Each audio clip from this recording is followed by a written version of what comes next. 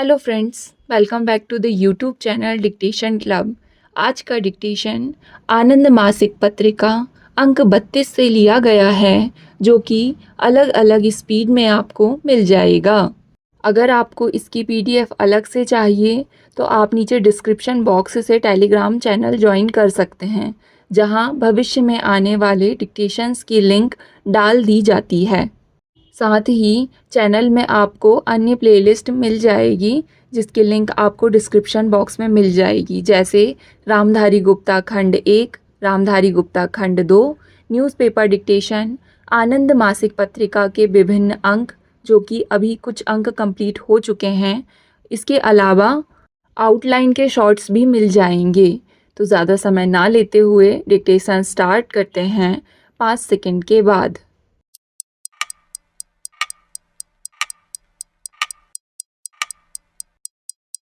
श्रीमान जी, हमारी प्रगति पर अनेक ऐसी घटनाओं का प्रभाव पड़ता है जिन पर हमारा कोई नियंत्रण नहीं होता। इनमें से कुछ देश में घटित होती हैं, जैसे युद्ध या प्राकृतिक विपदाएं कुछ देश के बाहर घटित होती हैं, और आप जानते ही हैं कि आज विश्व के प्रत्येक देश में वैसी ही कठिनाइयाँ पाई जाती हैं जो हमारे यहाँ हैं।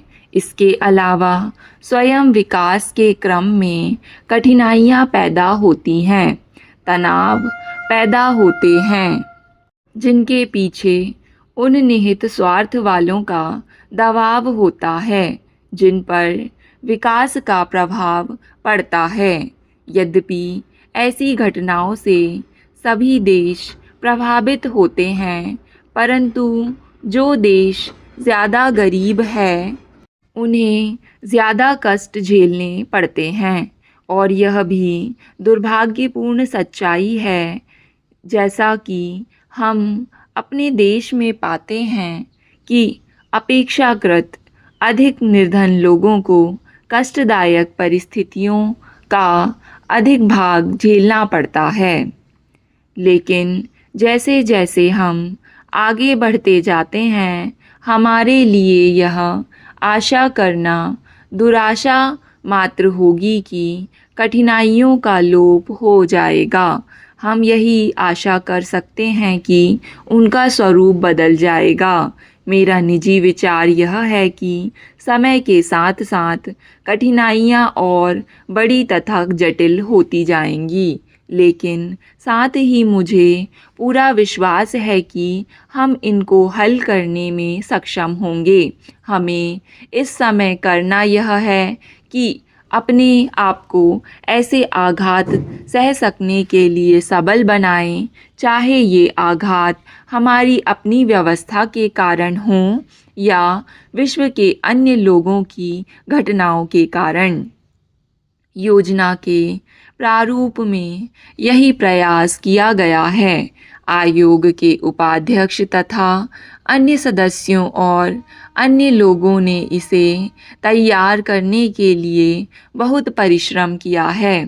सभी राज्यों के मुख्यमंत्रियों तथा अधिकारियों और केंद्रीय मंत्रालयों से ब्यौरे के साथ विचार विमर्श किया गया है। मैं जानती हूँ कि योजना से सभी मांगें पूरी नहीं होंगी, लेकिन ना पहले ऐसा हुआ है, ना शायद आगे कभी हो सकेगा। फिर भी उत्पादन के जो लक्ष्य रखे गए हैं, उन्हें उपलब्ध करने के लिए बहुत अनुशासन की आवश्यकता है। ऐसे महत्वपूर्ण क्षेत्रों में वृद्धि की गई है जिनसे लोगों की आवश्यकता की चीज़ें और ज़्यादा मात्रा में उपलब्ध हो सकेंगी। कोयला, उर्वरक, इस्पात, धातुओं, पेट्रोलियम आदि के लिए पर्याप्त वृद्धि का सुझाव दिया गया है। इन लक्ष्यों को पूरा करने के लिए केंद्र सरकार और उसके सार्वजनिक उपक्रमों को बहुत परिश्रम करना होगा। इसी प्रकार राज्य सरकारों को न्यूनतम आवश्यकताओं की पूर्ति के लिए कार्यक्रम तथा कृषि, सिंचाई, बिजली, ग्रामीण शिक्षा और स्वास्थ्य के क्षेत्र में बड़ा प्रयास करना होगा। मैं समझती हूँ कि आप देखेंगे कि राज्य सरकारों को और स्वयं हमको विशेषतः ग्राम स्तर पर अपने संगठनात्मक ढांचे और कामकाज के तरीकों को नया रूप देना होगा। विकास के क्षेत्र में हमारी सबसे गंभीर विफलता यह रही है कि हम ग्राम समुदायों को विकास कार्यों के लिए नहीं जुटा पाए हैं। प्रश्न केवल पैसों का नहीं है। जो भी साधन उपलब्ध है, निश्चय ही उनका आवंटन करते हुए ध्यान रखना होगा। श्रीमान जी, जब तक पूरे देश में ही उत्पादन में वृद्धि नहीं होती, तब तक इन कार्यक्रमों के लिए दी जाने वाली बड़ी धनराशियों के कारण हमें ऐसी स्थिति का सामना करना पड़ेगा जिसमें पैसा तो होगा, लेकिन उसके अनुपात में वस्तुओं का अभाव होगा। आप सूखे की स्थिति को ही लीजिए।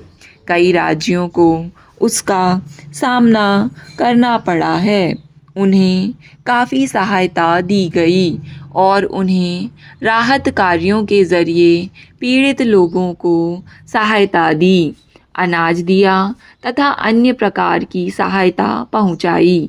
लेकिन मैं नहीं कह सकती कि ऐसे खर्च के द्वारा किस सीमा तक उत्पादक परिसंपत्तियों का निर्माण हो पाया है। और हम सब जानते हैं कि केंद्र से और केंद्रीय घाटे की कीमत पर साधनों को अन्यत्र लगाने से न केवल केंद्र सरकार पर बल्कि पूरे देश पर प्रभाव पड़ता है। योजना को केवल कुछ परियोजनाओं का संग्रह नहीं समझना चाहिए।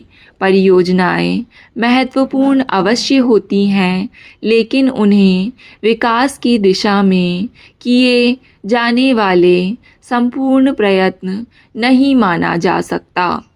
इस दृष्टि से भी वर्तमान योजना में ग्रामीण विकास के लंबे चौड़े कार्यक्रमों को शासन प्रशासन के सभी स्तरों पर एक नई मानसिकता के साथ जनता तक ले जाना आवश्यक होगा। हमारा उद्देश्य है आत्मनिर्भर विकास की उपलब्धि और भविष्य की प्रगति को संभव बनाने और दिशा देने के लिए मौलिक योग्यता प्राप्त करना। इस उद्देश्य की प्राप्ति के लिए प्रयास करते हुए हमें अंतर्राष्ट्रीय सहयोग के नए तरीकों को समझना होगा। उत्पादक कार्यक्रमों के लिए सहायता अब उत्तरोत्तर ऐसे सहयोग का रूप लेती जा रही है जिसका लाभ प्राप्तकर्ता देश के साथ साथ देने वाले देश को भी मिलता है। इस प्रकार हमने हाल में जो समझौते सोवियत संघ, चेकोस्लोवाकिया के साथ किए हैं, उनमें से कुछ इसी प्रकार के हैं। उनसे हमारी आर्थिक क्षमता और मजबूत होती है, हमारी उत्पादकता बढ़ती है और हम अधिक निर्यात कर सकते हैं। भारतीय विकास का उद्देश्य अपना एक अलग रास्ता बना सकने का रहा है। संसदीय व्यवस्था के अंतर्गत बहुदलीय लोकतांत्रिक प्रणाली अपनाते हुए प्रभावशाली नियोजित विकास कर सकना कोई अल्प उपलब्धि नहीं है, लेकिन हमें यह भी चिंता है कि हमारे विकास का स्वरूप अन्य से भिन्न हो तथा हम केवल दूसरों का अनुकरण ना करें।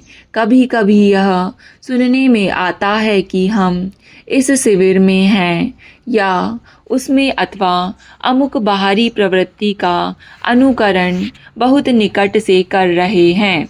आप जानते हैं कि इस संबंध में भारत सरकार की भावना बहुत तीखी है और ऐसे लोगों से व्यवहार करते हुए प्रश्न केवल एक विशेष दृष्टिकोण से काम लेने का नहीं होता है। हमने सदा से ही अपना स्वतंत्र रुख अपनाया है और हम आगे भी ऐसा ही करते रहेंगे, लेकिन हम अपने लोगों में अनुकरण की मानसिकता देख सकते हैं। उदाहरण के लिए हमसे अथवा हमारे बीच जो प्रश्न रखा जाता है वह यह है, अगर किसी देश विशेष में प्रबंधकों और तकनीशियनों को अमुक वेतन मिलता है तो हमारे यहाँ क्यों नहीं। स्टॉप। डिक्टेशन पसंद आए तो वीडियो को लाइक तथा चैनल को सब्सक्राइब ज़रूर करें। धन्यवाद।